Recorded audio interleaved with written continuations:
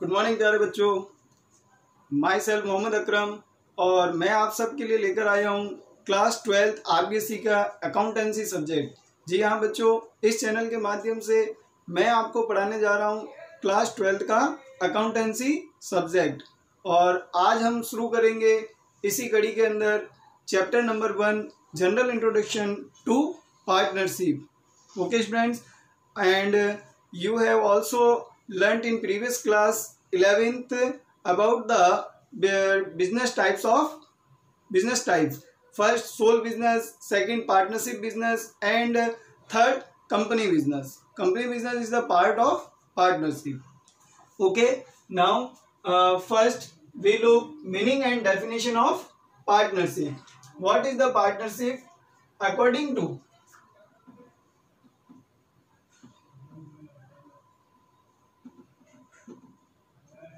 Indian Partnership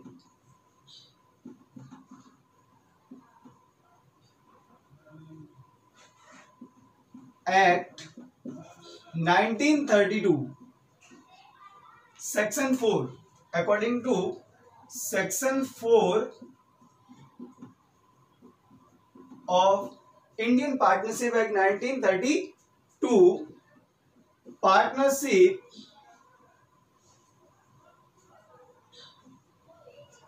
is the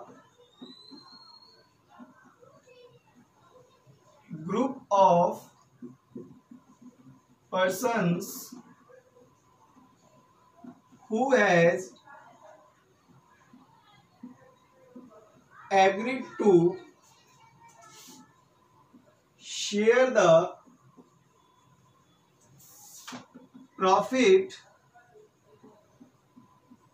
of such business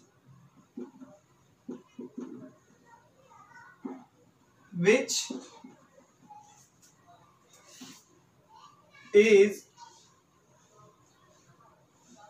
carried on by all of them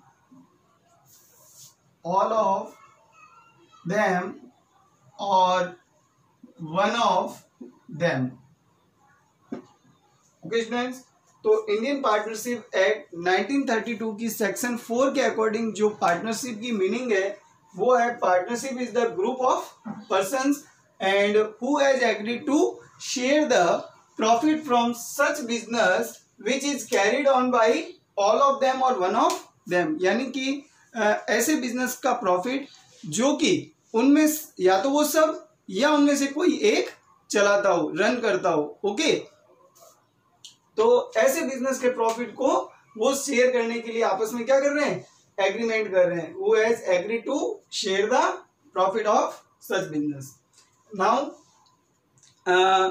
the persons who entered into the partnership business individually is called the partner. Okay, individually वो सारे क्या होंगे, partners, and they collectively called the firm, partnership firm, and the name which is used by them is called the firm. Okay, partnership firm. Clear? तो ये हो गई हमारी meaning and definition of partnership. Now we will discuss about the characteristic of partnership.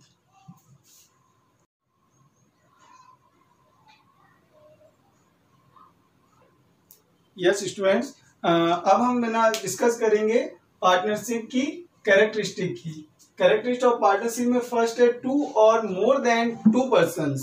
तो partnership के अंदर minimum कितने person होने चाहिए, 2, और मैक्सिमम इसकी कोई लिमिटेशन नहीं है। पार्टनरशिप एक्ट 1932 में इसकी कोई लिमिटेशन गिवन नहीं है, बट जो इंडियन हमारा कंपनी एक्ट है, company act 2014 miscellaneous and rules 10 of company miscellaneous rules 2014 के according the maximum number of partners in a firm can be 50. okay, तो 50 पार्टनर्स हो सकते हैं कंपनी रूल्स के अकॉर्डिंग। मैक्सिमम कितने हो सकते हैं, 50। मिनिमम 2 एंड मैक्सिमम 50 पार्टनर किसी भी फर्म के अंदर इंक्लूड हो सकते हैं, इन्वॉल्व हो सकते हैं। ओके, पार्टनरशिप फर्म के अंदर तो there must be at least 2 person to form a partnership firm and all such persons to be competent to contract. Okay, and the Partnership Act 1932 does not prescribe the maximum number of partners into the firm. Okay, but the company rules, miscellaneous company rules 2014 describe the maximum number of partners is to be 50. Clear?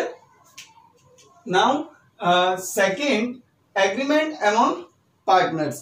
Agreement among partners, तो जो partnership है वो जो एक्सीडेंस होगी यानी जो उसका जन्म होगा वो किससे होगा, वो एग्रीमेंट से ही होगा। विदाउट एग्रीमेंट के इफ एनी पर्सन्स जो भी अगर कुछ बिजनेस करते हैं साथ में मिलकर के कुछ भी काम कर रहे हैं लेकिन उनके बीच में किसी प्रकार का कोई एग्रीमेंट नहीं, तो बेटा वो पार्टनरशिप ही नहीं होगी। ओके, तो उसको पार्टनरशिप हम कंसीडर्ड नहीं करेंगे। तो पार्टनरशिप कब कंसीडर होगी, जब उनके बीच में क्या होगा, एग्रीमेंट होगा, एग्रीमेंट अमंग पार्टनर्स। तो partnership comes into the existence of the partnership comes into existence by an agreement. Okay, and ये जो एग्रीमेंट होता है such an agreement can be या may be written और oral। एंड आपने class 11th की business study में इसको भी लेना जो है आपने स्टडी कर रखा है, लर्न कर रखा है कि पार्टनरशिप डीड के बारे में। पार्टनरशिप डीड क्या होता है, एक एग्रीमेंट होता है जो कि रिटन या oral हो सकता है पार्टनर्स के बीच में। तो यहाँ पे पार्टनर्स के बीच में एग्रीमेंट होना क्या है, कंपल्सरी है। अगर एग्रीमेंट नहीं होगा तो पार्टनरशिप भी नहीं होगी। क्लियर? तो बस एक लाइन ध्यान रखें कि partnership comes into existence by an agreement and this agreement may be written और ऑरल, बट फ्यूचर की किसी भी डिस्प्यूट से अवॉइड करने के लिए, to avoid any dispute of the future, it is compulsory written. Okay, कि ये रिटन में ही होना चाहिए, it should be in written. Clear? Next number 3, sharing of profit. Next number 3, sharing of profit. तो प्रॉफिट जो है वो किसी भी बिजनेस का जो मेन ऑब्जेक्ट होता है वो क्या होता है, अर्न द प्रॉफिट। तो the object of partnership firm to earn the profit and this profit must be distributed into partners in agreed ratio. जो उनमें पहले से कोई भी जो भी समझौता हो रखा है, जो भी एग्रीमेंट हो रखा है, जिस रेशियो में उसको डिस्ट्रीब्यूट करने का, उस रेशियो में वो क्या होना चाहिए, डिस्ट्रीब्यूट होना चाहिए। तो इसलिए इसकी थर्ड जो है कैरेक्टरिस्टिक क्या है, शेयरिंग ऑफ प्रॉफिट। बिजनेस में सारे क्या है, क्यों आए बिजनेस में, प्रॉफिट अर्न करने के लिए वो जो है उन्होंने एग्रीमेंट किया, वो सब इन्वॉल्व हुए हैं, शामिल हुए हैं ना, इकट्ठा हुए हैं। क्लियर? नेक्स्ट नंबर 4, अच्छा ये शेयरिंग ऑफ प्रॉफिट में ओनली प्रॉफिट के अंदर तो सबका शेयर होगा, बट लॉस में भी सबका शेयर होगा, जो भी उनका एग्रीड रेशियो होगा। Okay, now next number 4, carrying on a business. तो जो बिजनेस हो रहा है वो बिजनेस हमारा लीगल होना चाहिए। A partnership is formed to do a law business. A partnership is form to do a lawful business. वो लॉफुल होना चाहिए, ना कि उसमें किसी टाइप से इलीगल वर्क होना चाहिए। अगर लीगली बिजनेस हो रहा है तो ही हम उसे पार्टनरशिप कहेंगे, अदरवाइज हम उसे पार्टनरशिप नहीं कह सकते। ओके, और business includes every trade, vocation and profession. कोई भी हो सकता है, वो चाहे व्यापार हो, चाहे पेशा हो, वोकेशन हो, प्रोफेशन हो, कोई भी हो सकता है। ओके, बिजनेस में ये कोई जरूरी नहीं है कि किसी सामान का प्रोडक्शन होना चाहिए या कोई बेचना होना चाहिए, नहीं, उसमें सर्विसेज भी आती है। जैसे प्रोफेशन है ये सर्विसेज, जैसे डॉक्टर्स मिल करके हॉस्पिटल जो है एस्टेब्लिश करते हैं, हॉस्पिटल लगाते हैं, तो वो भी हमारा क्या हो गया, वो एक पार्टनरशिप होगी। Okay, next number 5, carried on by all और any one of them acting for all. तो जैसा कि डेफिनेशन के अंदर भी था कि पार्टनरशिप क्या है, एक ऐसा बिजनेस है जिसे या तो वो सब या उनमें से कोई एक आदमी चला सकता है। तो ये उसी की कैरेक्टरिस्टिक है, उसी की विशेषता है कि कैरिड ऑन बाय ऑल और any one of them acting for all. उनमें से कोई भी एक व्यक्ति उन सब के लिए क्या कर सकता है, काम कर सकता है। क्लियर? Next number 6 act. तो पार्टनरशिप के ऊपर जो है, पार्टनरशिप बिजनेस के ऊपर जो एक्ट अप्लाई होता है, जो लागू होता है, वो है Indian partnership act 1932। Okay. Next number 7 unlimited liability. तो in a partnership firm all the partners have unlimited liabilities. It means जो पार्टनर्स की पर्सनल एसेट्स होती है उस पर भी फर्म्स के क्या होते हैं, राइट्स होते हैं। Firm has rights over the personal assets of partners. Okay. क्योंकि फ्यूचर में जब भी अगर किसी लायबिलिटीज़ का पेमेंट करना होगा और अगर फर्म के पास अवेलेबल नहीं है तो पार्टनर्स को अपने पर्सनल पैसे से पेमेंट करना होगा। ओके। तो ये होता है अनलिमिटेड लायबिलिटीज। क्लियर। नाउ अब हम डिस्कस करेंगे टाइप्स ऑफ पार्टनरशिप के बारे में। Clear. Now types of partnership, there are 4 types of partnership. First, based on liabilities, based on time, C based on object and D based on legality. Okay. तो partnership को कितने part में divide किया गया? 4 part के अंदर, एक liability के बेस पर, एक टाइम के बेस पर, एक ऑब्जेक्ट के और एक लीगलिटी के बेस पर। तो फर्स्ट अपन देखते हैं बेस्ड ऑन लायबिलिटीज।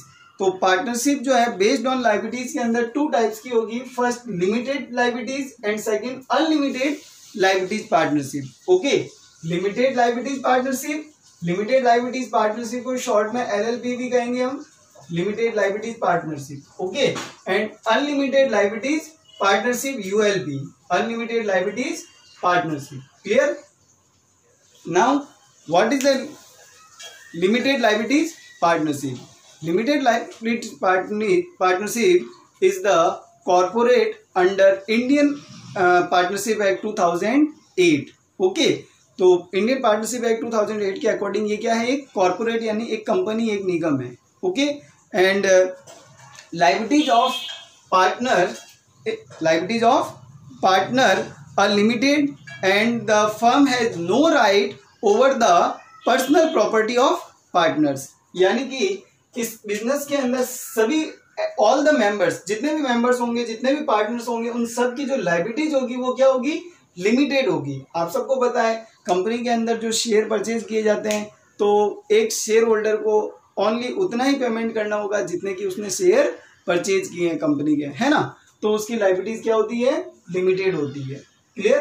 तो यहाँ पर जो है वो अनलिमिटेड लायबिलिटीज का मीन क्या हो गया? ये क्या है? एक पार्टनरशिप का एक अदर पार्ट है। जो कंपनी भी है वो भी किसका पार्ट होता है?